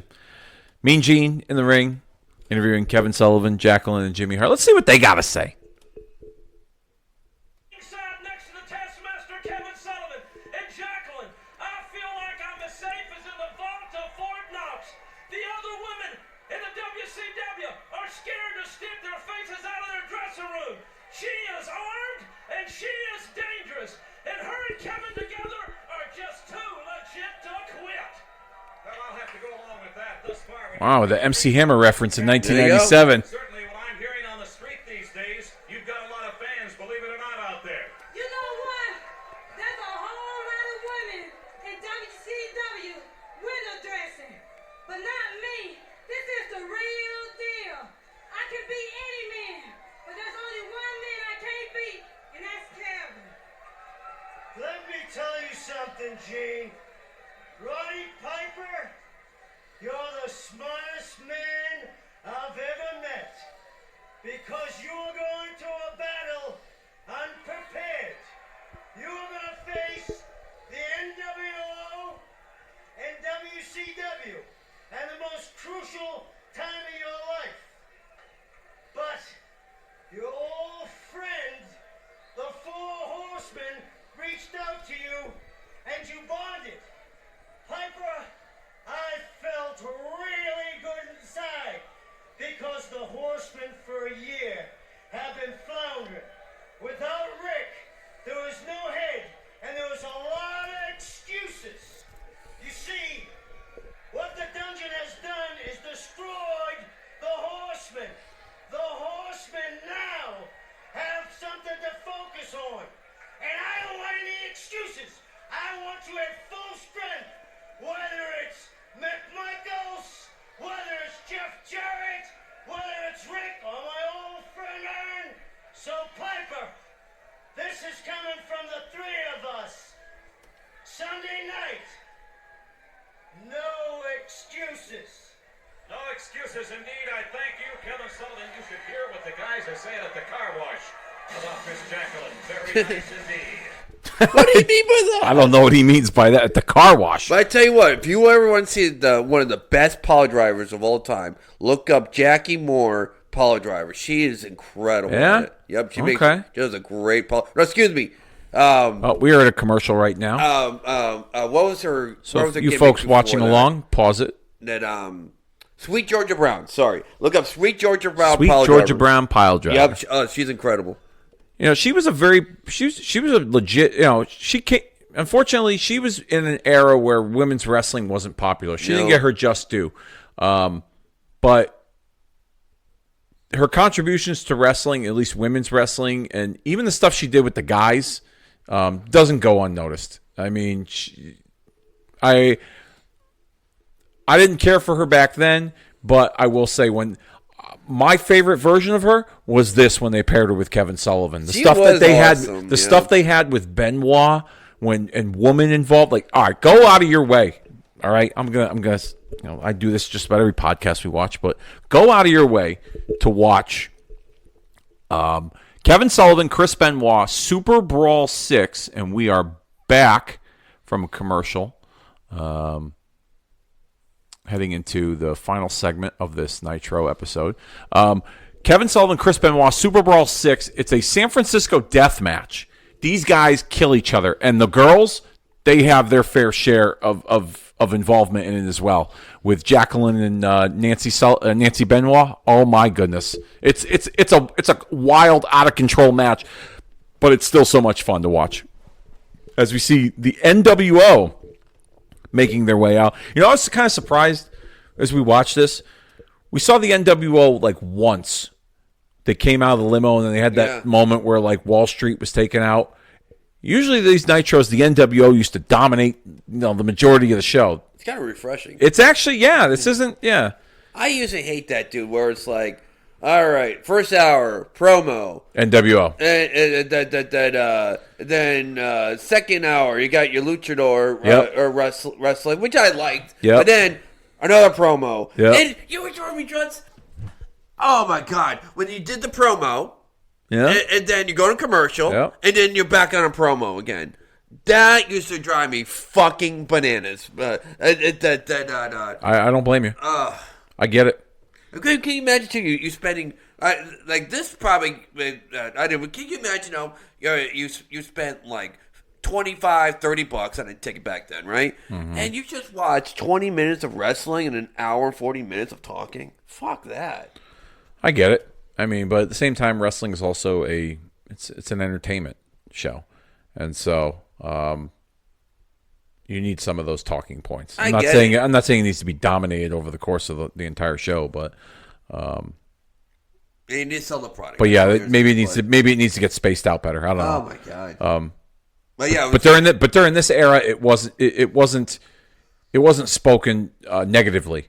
I'll say, as we see Sting in there with the NWO. This was the brief period of time where he like kind of joined the NWO. Yep. Okay. We have Hogan with Bischoff. There's Virgil, DiBiase. Hall and Nash, Six, Norton, Buff, Elizabeth's in there. Wall Street was taken out earlier, so they're down a couple people. They're down a man or two. This is the group hyping up the uncensored pay-per-view here. That main event of the NWO, Hogan, Hall and Nash, and Savage against now the team of Piper, Jarrett, Mongo, and Benoit, and then the team of Luger Giant and the Steiners for that battle royal for all the fucking concocted stipulations that Luger had no idea about when Gene brought him up in the promo. Yeah. As we are buffering, my internet for some reason decides to want to be an asshole. So pause your recording as we're listening to this. The one guy in the NWO that pisses me off more than any other one is Ted DiBiase. How much that motherfucker hate Hogan? You know what I mean? And now he's like, now he's the benefactor essentially for the NWO. That really fucking pissed me off, to tell you the truth. What? I didn't have a problem with DiBiase joining the NWO, but then he became obsolete once Bischoff got involved. Once they put Bischoff in that role as like the benefactor, DiBiase was useless. And then they just kind of took away DiBiase's heat, and then they put him with the Steiners, which didn't really do anything, as my internet is still, for some reason, acting like a fucking asshole. Yeah. I don't know why, considering I just paid the bill. Thank you, Xfinity. Doing a great job there. Shout out to them. But yeah, DiBiase as a part of the group, again, it made sense because of the money aspect of it.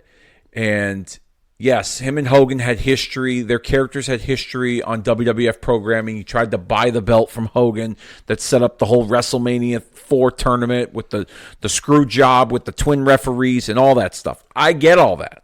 Okay, totally get all that. But it didn't bother me that he was, part of the group. Like, it kind of made sense that he was the one that was financially backing the organization to take over. But, again, once they revealed that Bischoff was the guy behind it all, DiBiase became useless. Like, that was when, they put, Rick Rude in the NWO. What was Rick Rude going to do other than be Kurt Hennig's sidekick? Okay. I never knew that him and Bret Hart were buddies. That's why he left, because of the screw job, apparently. Yeah, that is true. Yeah. That is very true. Internet's still buffering. I don't know why.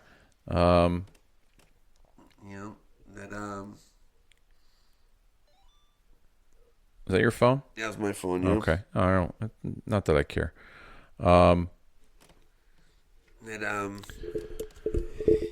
Yeah, then I just never understood that. And they made it so and they still made DiBiase a benefactor or a rich guy, which was the same gimmick of WWF. So it was I don't know. I just never got it. I just never understood it. All right, so here's what we're going to do. We're going to pause this here for just a moment, okay? And I'm going to try and fix whatever this internet issue is, and then we will be back shortly to resume the remainder of this watch-along. So stay tuned. All right, we're back here, and we have sorted out this internet issue. It sounded like I just needed to reboot my internet for some reason. So I just restarted I just resumed the Nitro watch along, and in about 30 seconds after this commercial for Expedia comes up, we will resume the Monday Nitro Spring Break 97 watch along with that closing segment of the NWO with Hall and Nash and Hogan and Bischoff and everybody in the ring pretty much gloating and talking about what they're going to do at Uncensored and all that good stuff here. So in 3, 2, 1, we are going to hit play right about now. And we are at 1 hour, 27 minutes, and 7 seconds with the NWO in the ring. You see Buff, the Outsiders, DiBiase, Savage, Liz, Scott Norton, Hogan, Vincent, Sting, Bischoff. All right, so let me ask you a question. Yeah. When it comes to the NWO, do you think it helped that they were Should they have been a small elite group, or should they have been a big organization as it was portrayed on television? It should have been column A and column B. But what their problem is they spit their load too much. They made this big organization too quick. Okay. Should have started out as like as like the four original guys. Maybe it's fine. Throw in X-Pac, you know? Okay. They got 5 guys, right? But then like So Hogan, Hall, Nash, Six. Who else? And that would be it for me at that point. Keep like the core. You know what I mean? Okay. But then once WCW catches up, or maybe it surpasses them a little bit, boom. Then you recruit the Giant. Okay. Then you recruit Scott Norton, or the Steiner brothers, whatever. You know? That you expand when they catch up. It's like bam, you got the NWO. And then before anything happens, it just got more and more and more and more and more and more people. Mm-hmm. I don't know. I would have kept the story simple. Okay, that's fair. Oh no, it's like, oh my God, Hogan just turned, so you got the upper hand. Now, once they get their hero, then we got to stack the deck again. You know what I mean?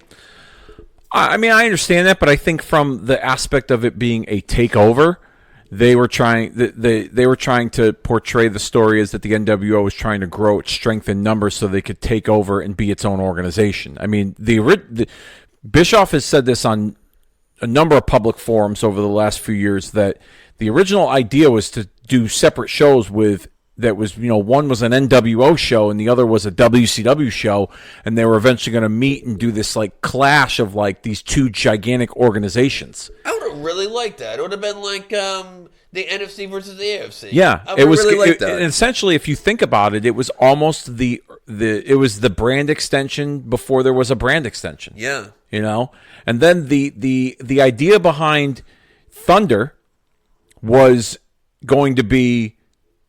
The idea behind Thunder was going to be, one was an NWO show and one was a WCW show. And unfortunately, they didn't go that route. And that was part of the reason why they signed Bret Hart, was because they needed a big name to head up the Thunder show. And things just, turned to shit, as we all know. Yeah. But the concept behind it all, I think, wasn't a bad idea. Just the execution, once again, was a WCW thing. It was just poor. As we see Sting in the ring, I will say when I remember watching this as a teenager, I thought that with Sting joining them, like I didn't totally buy it, but he was in the ring with them, and I was like, there's no hope for WCW.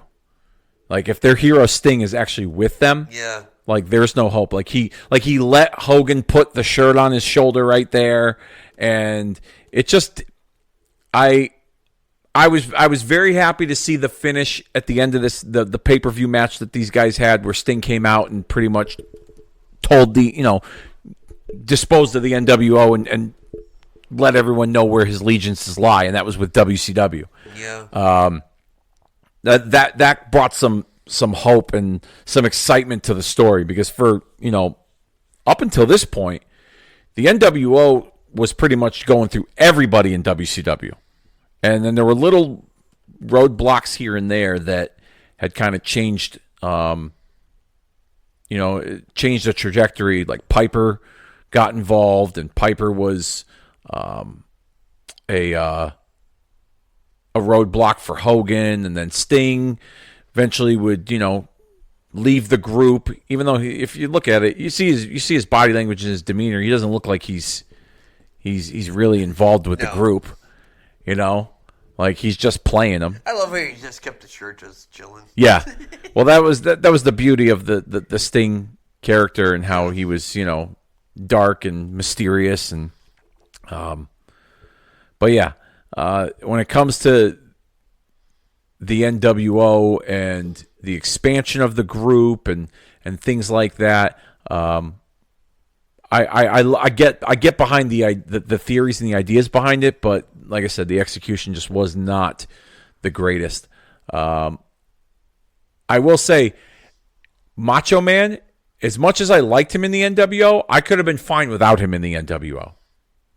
I know what you mean by that. Yeah. Like he worked in the NWO.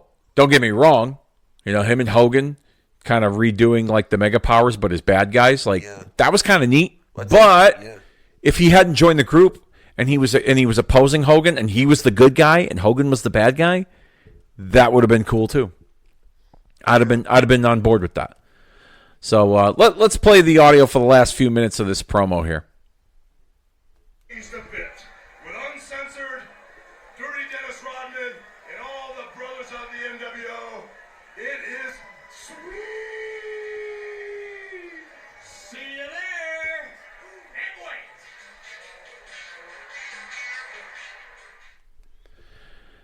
Yeah, and was a fun show. that about does it for this episode of Nitro. Yeah, that was a pretty fun episode, I will say. Spring break, the pool, all that good stuff.